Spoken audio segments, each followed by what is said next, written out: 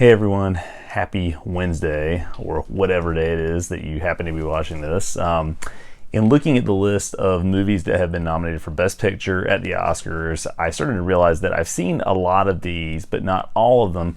But there still are a lot of movies on that list that I do want to see, and I'm hoping that I will see before the Oscars actually take place, which I think is on February 9th, which happens to be my birthday, so it'll be fun to sort of watch that, even though I think I'll actually be out of town that weekend. So anyway, in the build-up to the Oscars, I thought I would do some reviews of some movies that I saw sort of in that gap where I just didn't have as much time or energy to make videos, that I just didn't get a chance to do, I guess, formal reviews of. So one of the first movies on that list that came to mind, and one of the movies I think that's racked up maybe the most nominations beyond just Best Picture at this point, is Joker. And I really love Joker. At this point, I'm sure a lot of you probably have seen it and have your own opinions on it, but maybe a lot of people haven't seen it yet. Just knowing that it is a very bleak movie. It's not your standard superhero movie or comic book movie, if you want to think about it that way. Though obviously there are some of those tie-ins in the film, as you would expect, given the source material and what it's connected to in terms of Batman and Bruce Wayne and all of that. But to me, Joker is probably Joaquin Phoenix's best performance that I have seen, and I haven't seen every movie he's ever made. I think the movie We're Never Really Here, I never did see that one, but I've seen a lot of his movies, but it's just a great performance from him all around. And I think even looking at the trailers and the praise that has been sort of heaped upon the movie leading up to the Oscars, most people know that, but you kind of have to see it to believe it, in my opinion.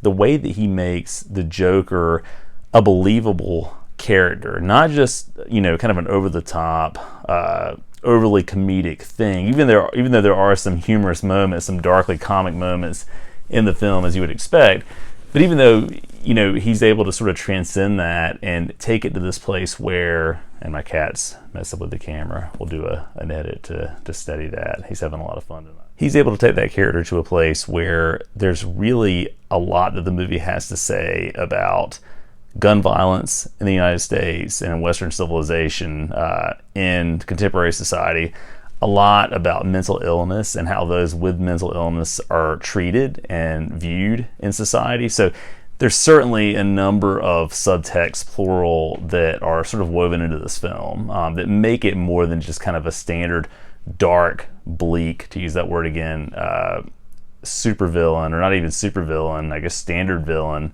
offering. So this is not the Joker of Suicide Squad, if you've seen that movie. This is not that Jared Leto Joker, even though I think you could easily argue that it's not really Jared Leto's fault that Joker turned out the way that it did.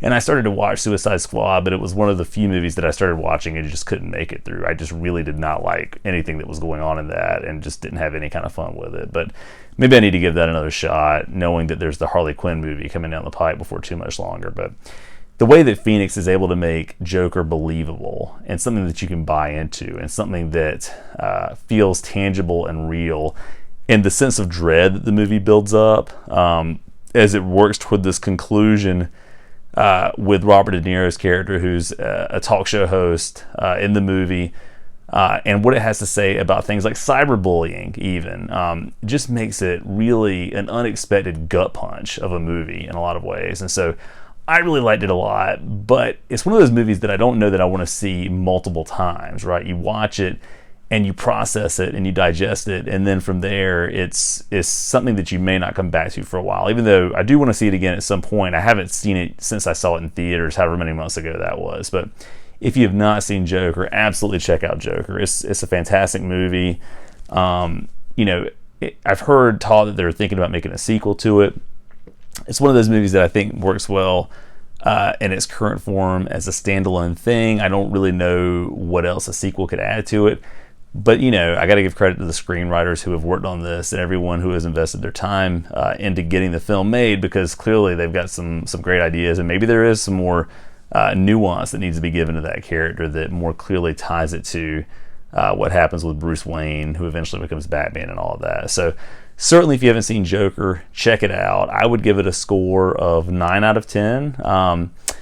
It's not a 10 out of 10 in my book, just because it can be so bleak sometimes that you are just sort of gritting your teeth and gripping your armrest through it to get through it. but it is such a well-made movie, and it's just unexpectedly amazing in a lot of ways. So, whether or not it's going to win Best Picture is hard to say. I could see that going either way because I think it does have a lot to say about the multitude of issues that we here in the United States and other places around the world are facing right now. But yeah, great movie overall. Check it out. If you've seen it, let me know what you think. I'm hoping to catch up on some of these other movies that I haven't yet seen, such as Marriage Story, which I've got no excuse for not having seen that. I have Netflix, and I'm going to watch it eventually, hopefully before the Oscars, so I can do a review on that as well. 1917, I'm hoping to see that this weekend. Parasite, that's one that's playing here in town that I want to catch as well. So there's certainly some other movies I'll be sort of getting up to that are in the running for Best Picture. So again, if you've seen Joker, let me know what you think. Thanks for watching. I'll catch you again soon.